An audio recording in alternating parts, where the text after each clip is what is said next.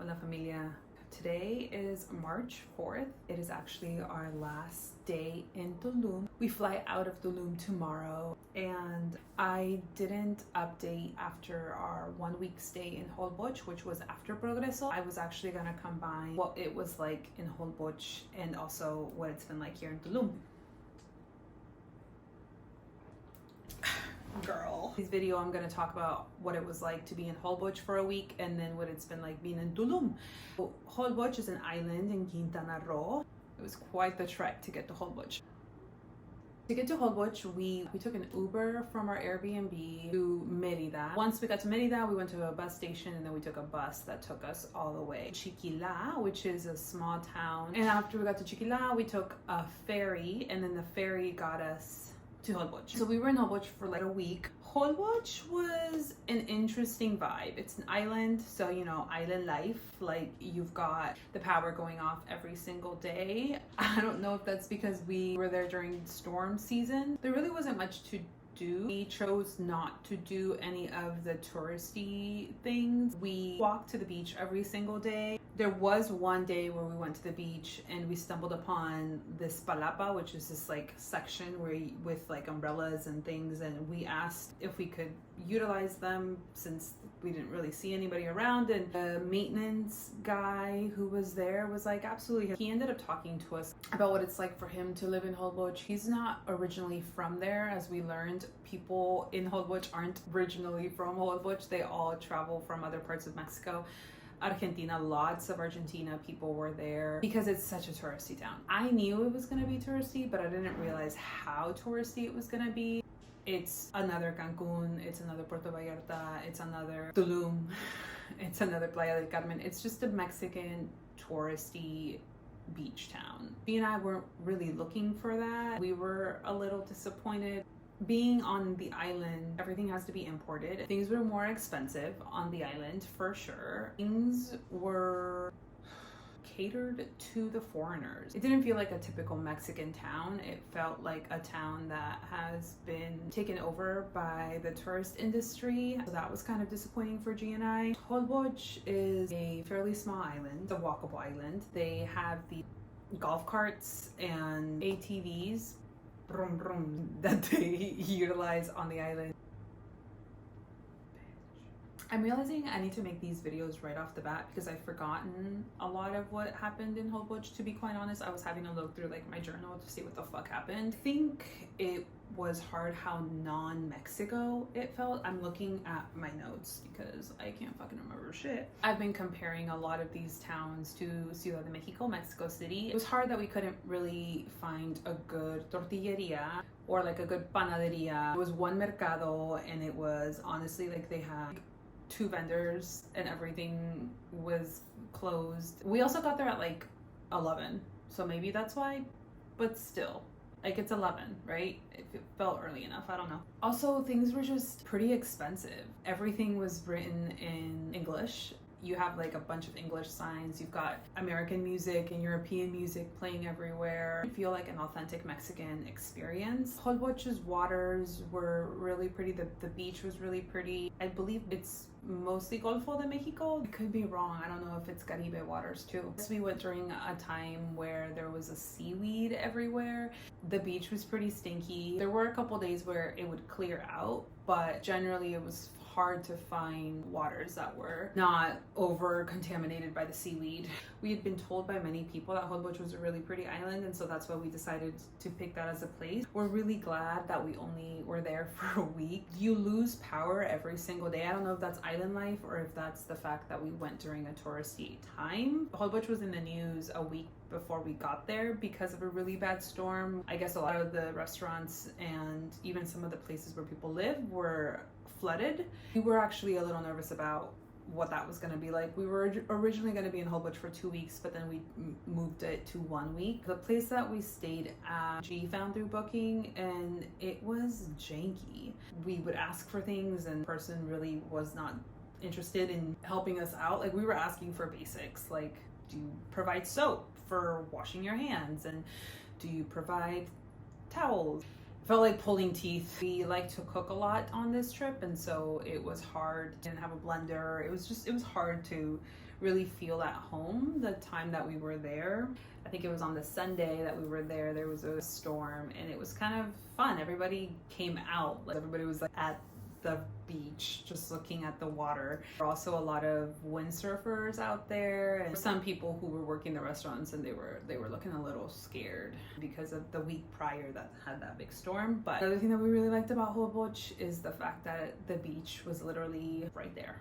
You walked from our Airbnb to the beach was probably 7 minutes. Like, it was fantastic. I think because we weren't doing all of the touristy things, there wasn't really much to do. There's only so many things you can do on an island. I did a lot of resting, I think was something that we both were really wanting to continue doing after Progreso, and it was nice. One of the days we talked to Omar. He's a guy that manages the Airbnbs. He was telling us about his life in Holbox and how he moved there and how everybody moves to Holbox. People aren't really from there. They move there because of tourism. It's a really good business, and working with Airbnb was a really fruitful business. It was really nice talking to him. And then another one of the nights we stumbled upon a little mezcaleria, and we just chatted up with a guy that was from Ciudad de Mexico, and he was telling us about how he got to Holbox. And everybody has a story of how they get to Holbox and why they stay, and so I think that was fun. All in all, it was a really cute island, but I don't know if I would go back. I think we really rested. G like an interview, and so he was prepping for that, and graphic designer, so he had to show skills, and so he had a day where he was kind of working on the projects for that job, and I just kind of chilled. I did a lot of reading. I did a lot of lounging. I really rested. It was really nice. There was a sense of disconnection from the world in a sense, because one, it was just like island vibes, you know, but also it felt like with the power leaving and our Wi-Fi was super shitty. Yeah, that's one thing I forgot to mention. I'm not going to say where we stayed, but you can message me and I will tell you where you should not stay because the Wi-Fi was shit. If you're trying to work from home or you want to stay connected to the internet while you're there, like for us, it was annoying, but it was also something that we just kind of accepted. I learned that I'm not an island girly. It's expensive. I think it's hard to find your favorite products. There's only so many stores. Not everybody carries what you want. And so that was kind of challenging. Something else that I learned was that I'll definitely do my own personal research before I select a place that I'm going to go visit. There can be a lot of greatness when somebody tells you that you should go to a place. People's advice is going to be subjective to what they want or they need or their preferences. And so for us, kind of what we were looking for on this trip, Holbox just didn't really fit in with the vibe that we were looking for. I'll definitely look into the places that people advise me to go to next time. I think another thing that we learned that it's hard to enjoy the place that you're at when you're busy planning the future place that you're going to. And for us on this trip, we've kind of had a general idea of where we wanted to go while we were here in Mexico, but we didn't solidify many plans. And that was by choice because we weren't sure how we were going to feel. We weren't sure what our finances were going to look like. We weren't sure what the circumstances were going to be. Just in general, we just were like, let's see what the vibes are. And I think it's been hard to think about, well, where are we going to stay and what are we going to do, like what flight and this and that. And it's hard to really be present and enjoy the place that you're currently at when you're busy planning the future, the next trip. And so that's one thing that I feel we could do differently. We're really trying to solidify our plans like a couple months in advance, hopefully be able to really be present where we're at. I think that's all I gotta say about Holbox. All in all, it's a really beautiful place in Mexico. I think if you were to go, I would recommend that you definitely do your research on what kind of things you want to do because Holbox might not be for you. I also encourage you to save a bunch of money if you want to go to Holbox because you're spending significantly more than you would if you were to go to a smaller Mexican town or city. At the end of the day, you can't be mad in Holbox. Like it was beautiful and we were really grateful to be able to go there. So nothing bad happened to us while we were there. Felt safe the entire time that we were there. All of these are my own personal opinions. Now I'm going to talk about Tulum, what it's been like to be in Tulum. Bitch, we gotta hurry up because I got a motherfucking pack. It's 9:05. After Holbox, we took another ferry back to Chiquila. In Chiquila, they've got a bus station. We took a bus straight to Tulum. I think it was 3.5, 4 hours to get to Tulum. We will have been here for 12 days total. Tulum is hot. The place that we stayed at, we picked because we were running out of options. We kind of planned Tulum a couple weeks ago, and we had to pick a place that was still available and within our budget. We found this apartment. The place itself is really nice. It feels like we are back home, to be quite honest. The appliances, everything. This is a beautiful, beautiful apartment. 23 minutes from the centro. It's pretty far out from the main center of the city, and then if you want to go to the beach, that's another 20 minutes, so it's about 45 minutes to an hour to get to the beach from here where we're staying. That's been hard. We came to Tulum because it's a beach town. It's another beach town, and the place where we're staying at is a really beautiful neighborhood, but it doesn't feel like Mexico. It actually feels like a city in the United States. And I would say if you're looking for an authentic Mexican experience, staying in this area, I'm gonna put the name of the area down below. Super nice, feels fairly secure. There's shops and restaurants everywhere. Coming with European or American dollars, it might not be expensive if you're coming here for just like a week. It definitely is expensive. It's definitely like American prices. Like to get a burger here, it's like $25 burger, pretty much. So it's just another town that's been catered for the foreigner, for the tourist. That's been really challenging for G and I to see, mostly because we want an authentic experience, but also because it's difficult to see. In the US, you have this dynamic where the white man works the really nice jobs and lives in the really nice places, and then the black or brown person works the really shitty jobs and takes care of the white person. And I feel like that's happening here in Mexico as well. All of the workers that are making these hotels and really nice buildings are all Mexicans, and all of the people living in them are white. It's been difficult to grapple with that, and to also recognize that we might be part of the problem, right? I think with Airbnb, it's been really easy and a reliable company that you can reach out to if you have any concerns. It's accurate, but in supporting Airbnb, a lot of this area has been bought out by Airbnb, and so that might be part of why there are only white people living here in this area. Everyone around here speaks English. It doesn't feel like Mexico. Like G and I were walking around here and we were like, this is Mexico? Walk out of this little community 10 minutes out. As you're walking to the centro, then you start seeing the unpaved roads and the houses with the poor architecture, and you're like, oh, this is where all the Mexicans live. This is something that we chose. In hindsight, we would definitely do this a little bit different. I think if I could do this again, I would do this differently. I think if I could do this again, I don't know if I would stay in Tulum. I'm glad I came here, but I don't know if I would come back. Tulum really did feel like another touristy beach town. It felt like Cancun, it felt like Holbox, it felt like Puerto Vallarta. Restaurants charge in American and European prices, and everyone's just trying to sell you something. And they're trying to sell you something at 2 or 3 times what it costs them. It's been hard to find like a good tortilla. They actually don't have tortillerias around where we're staying. A lot of the tienditas around here have little like coolers, also half kilos of tortillas. Yeah, it's been hard to find panaderias. We've got one mercado in the town, also very limited options. Think about like the people that live here. I'm like, where the hell are y'all getting all your shit, dog? Like, damn. One thing that's been really disappointing about Tulum is that the beach is basically inaccessible. We've talked to a lot of locals. So the beach is in zona hotelera, hotel zone. Similarly to Puerto Rico, a lot of the beaches here are no longer accessible to the locals. You actually have to pay to enjoy the beach because a lot of the hotels have made the beaches private to their hotels. You can't access the beach unless you are a guest at their hotel. There's also a lot of restaurants in the zona hotelera. You have to either get a beach day pass that are like 500 pesos or 1,000 pesos. So you have to spend that much money at their restaurant in order to be able to access their beach. There is a hack. There's a couple of restaurants. One's called Raw Love, and another one is called Ahai. You can tell people that you're going to one of these restaurants and then make your way to the beach. If you walk 5 minutes north, east, northwest. I don't fucking know. You take a right, bitch. You can find some random palm trees where you can sit your stuff and get into the water. I think that's really disappointing. People here are like, yeah, we can't just go to the beach. Like, you have to get a day pass, or you have to lie, or like, there is a public beach, but I think you have to pay for parking.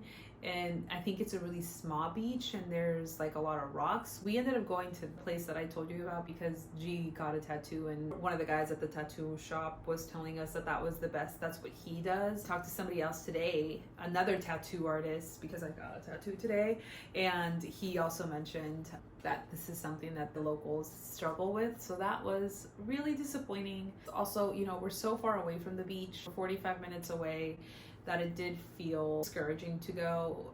We ended up going to the beach once the entire time that we've been here. There is a pool upstairs. We checked out the pool a few times. Didn't get as much beach time as we had hoped. G had a couple interviews while we were here in Tulum, and he also had a tattoo that took a couple days. We did just chill a lot. Your girl loves to chill. Like, don't get me wrong, I did a lot of reading, I did a lot of resting.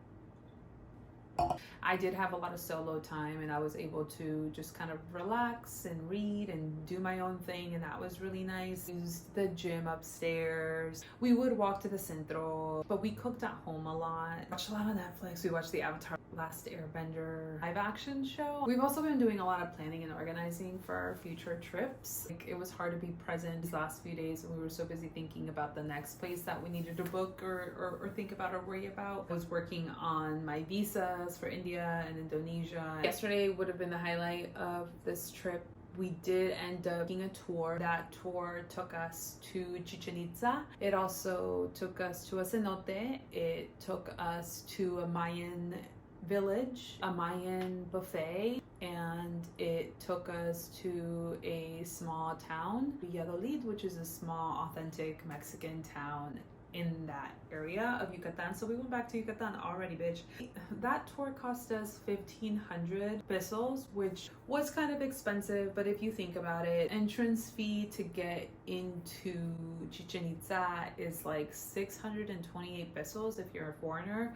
Cenotes here cost like 300 plus pesos. A bus from here, Tulum, to Chichen Itza and back, we were gonna be spending around 500 pesos, 600 pesos. Food was included with this tour, and we were like, we don't have to worry about anything. This tour is just gonna take us everywhere. We learned a lot about Mayan culture. That was like the highlight, I think, of that tour. And Chichen Itza was a vibe. Definitely recommend if that's something that you are thinking about. If you can do a tour, I think that would be more fun because you actually get to learn about Mayan culture. Got a tattoo while I was here. Definitely do your research in the area that you're going to be staying at. We are a little disappointed in the area that we stayed at just because of location, how far away we were to the beach, and just the fact that it's not an authentic Mexican experience. The thing that we learned about Tulum is that tourism really is the main source of income for a lot of the people that live here. I think as a Mexican American, it's difficult for me to be treated like a foreigner. Early on in this trip, I would remind you, we are foreigners, we're American, we're coming here to visit, but we're also Mexican. It's been hard in places like Holbox and Tulum where they don't care that we're Mexican. They see us as Americans and they treat us as Americans, and they want our American dollar. Coming here for an authentic Mexican experience, we are coming here to learn more about our culture, and when our culture is no longer vibrant because it's all Americanized and catered to the tourist, the foreigner, it's difficult to be excited in this area. I think a lot of the people that work here have this misconception that if you're American, you've got a ton of money, you are here to blow, and I just don't think that's the case for a lot of people. I recognize that traveling is a privilege and not everybody gets to do it, but I also believe that traveling is something that some people have to really work to be able to afford. And so if you've gathered enough dollars to be able to go on a trip like this, might not have the money to spend like a rich American or a rich European. And I also think about the fact that a lot of the people that live here in Tulum aren't from here either. They're coming from other parts of Mexico and they're coming here because it's a touristy town. You can make a lot of money off of tourism. Think about the fact that they're also living here in Tulum or in Holbox and they're spending the same amount of, like, just to put it into perspective, you can get a chicken in Ciudad de Mexico 120 pesos. Here or in Holbox, I think it was like 300 pesos. Here I think we've been able to find it for like 180 pesos. So it's definitely more expensive here, regardless of if you're a tourist, if you're a foreigner, if you're a native, if you're not. I imagine that that might be really difficult for the people that live here too, because they have to keep up with the cost of living here. I definitely would rather travel somewhere where it feels more authentic and it's not as expensive and I don't feel like an American and I'm treated more like a Mexican because I also am Mexican, right? It does feel a little bit burdensome for travelers like G and I who don't have this great abundance to spend here, but we do want to come here, learn more about our culture, be in Mexico, and enjoy our beaches, right? It's hard to enjoy a country that means so much to you and your heritage in this way. I think this is definitely a hot take and I'd love to talk to people who are on the other end of the spectrum because I think it would be really an interesting conversation to have. I think I also just want to talk a little bit about relationship updates. You know, G and I are traveling together and I think I mentioned in previous videos that sometimes it can be hard to be with a person for the entire time and not really get a break from each other. Here in Tulum, G and I were able to have some difficult conversations around some things that have come up on this trip as it relates to expectations in relationship and responsibilities in relationship and finances and things that I think are highlighted on this trip. For me personally, there's been a lot of triggers. I'm really grateful for the opportunity to have all this time to think through things, to talk through things, and to be able to separate ourselves when we need to, have our own time when we need to. That's been fun. I think another thing that I really had to work through while I was out here is having to tell my mom about the fact that I was going to India and Indonesia. My mom struggles with anxiety, as do I. I get it from her. She gets it from my grandma. It's great. But sometimes we fall into this dynamic where we do a little bit of role reversal and she tells me about her anxieties and I calm her or I help her work through them.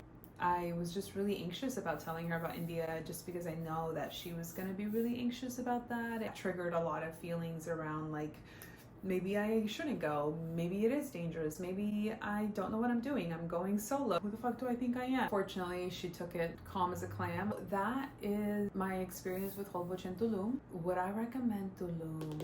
Similarly to Holbox, I would ask you what you're looking for. Well, if you have a big budget, looking for beautiful beachy, the beach in Tulum has by far been the best beach we have seen in Mexico. Caribbean waters are unreal. I think I definitely have to talk with you individually and know more about what you're looking for before I recommend Tulum. We're really grateful.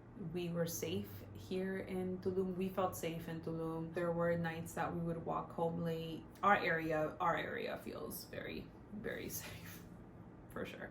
There's also law enforcement everywhere. So after this, we're going to Guadalajara. You know, I'm really grateful for this experience. I'm really grateful that I was able to come to Mexico and spend 2.5 months. We really felt safe the entire time. We've had a lot of great experiences. We've learned a lot about our culture. We've learned a lot about pre-Hispanic culture, and my Spanish has improved. I mean, there's so many great things that have come from this trip. And I'm really excited for the second leg of this trip in Asia. We are going to see how things go. Now I gotta go pack.